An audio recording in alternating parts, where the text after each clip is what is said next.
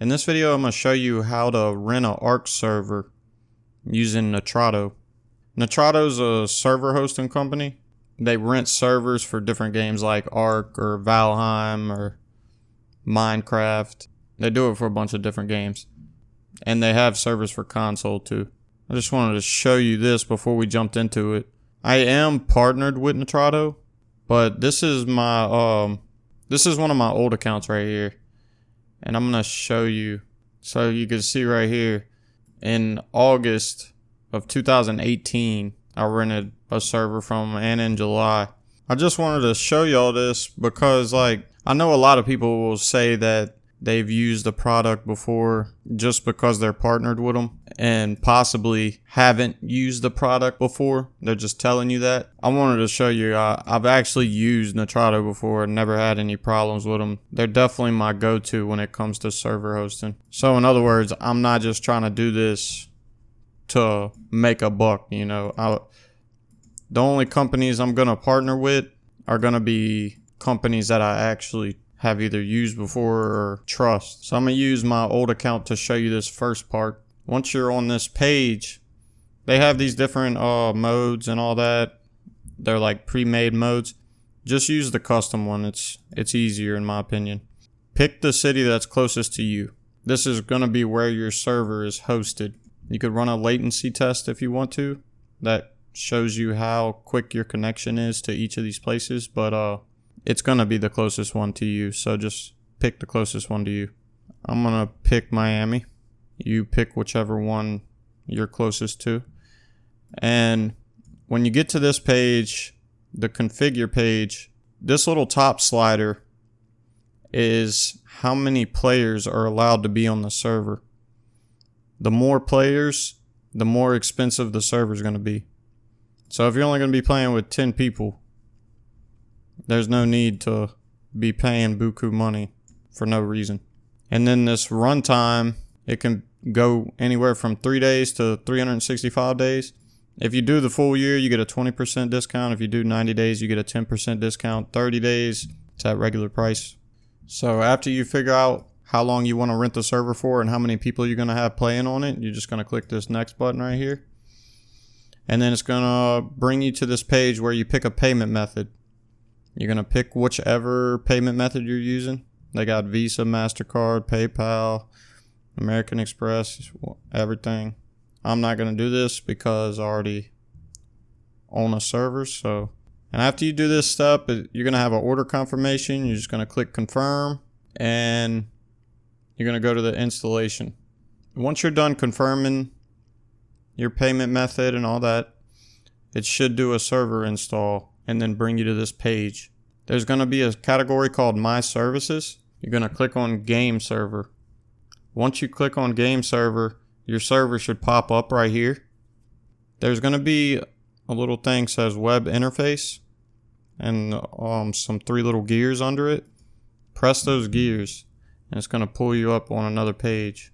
Once you're on this page, it shows you the status of your server. So if it says restarting, your server's restarting, you can stop the server right here. Anytime you're making changes to the server, you're going to want to stop it. Don't make changes to the server while it's live.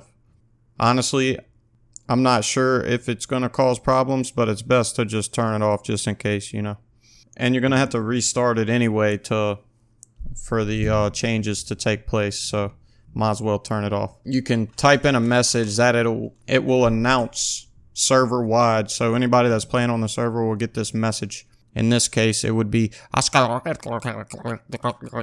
stop. See right here where it says stopping server and it's got the little Pac-Man thing and it says the server is shutting down. Wait until that's done before you start changing stuff. To change server settings, you're going to go to General in the Settings tab. Don't worry about X Games mode. Jesus Christ. Don't worry about expert mode if you don't know anything about I settings. It's you can mess the game up if you start messing with the files. It's for experts. That's why it's called expert mode. If y'all would like me to, I could do a separate video on certain settings, which ones you should leave and which ones you should change. It's all preference, to be honest. But like I said, if y'all want me to do a separate video on that, just let me know in the comments and I'll definitely do a video on it. And then after you're done changing whatever settings you want to change, just click Save Changes right here at the bottom. Alright, and then right here is where you're going to, in the Settings tab, Mods plus Workshop. This is where you pick your mods. I can also do another video on how to add other mods. So if y'all want me to do that, let me know in the comments and I'll do a video on that. But other than that, you should be good. You would just save changes and then start the server. And it's going to take a minute, especially if you added some mods. It has to download the mods to the server. Shouldn't take too long, 5 to 10 minutes. And then at the top where the Start Server button was, there should be a Connect to Server button right next to where the Start Server button is. If that's not there, then it's not finished installing.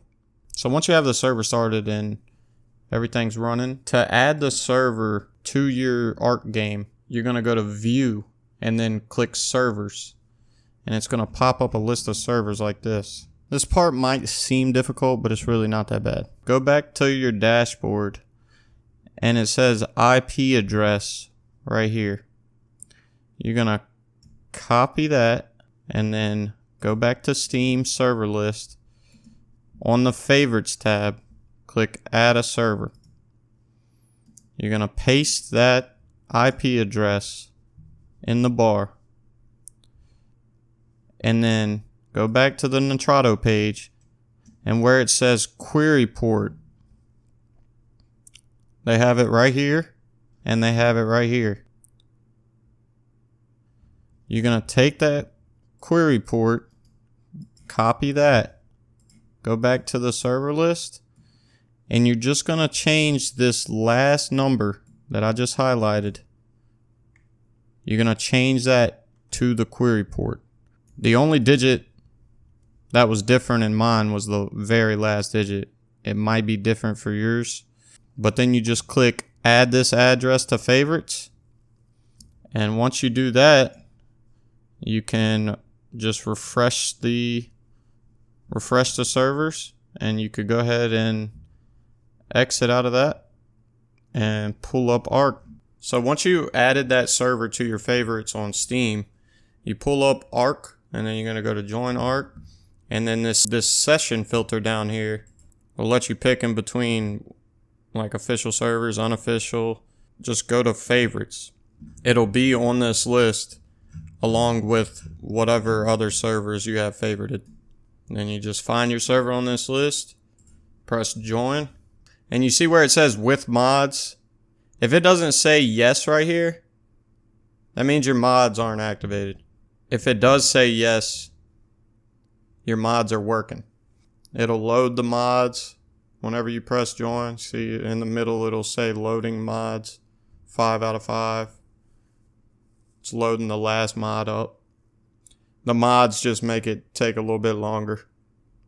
And then you should be able to play.